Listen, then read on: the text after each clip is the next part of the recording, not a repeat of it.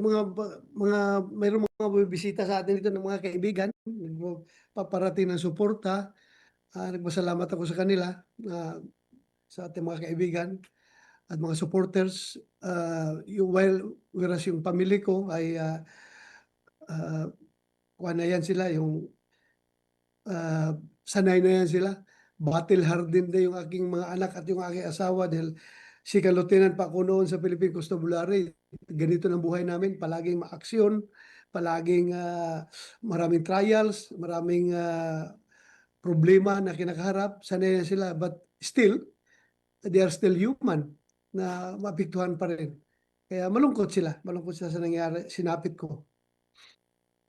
Well, unang-una nagpapasalamat ako sa kanilang suporta.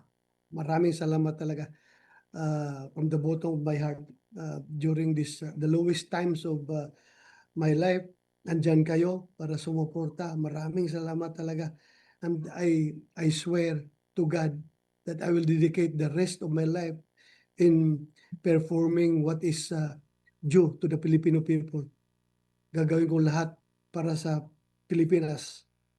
Hindi, wala na po kong reservation. Gagawin ko lahat anong mabuting gawain para sa ating bansa at para sa Diyos.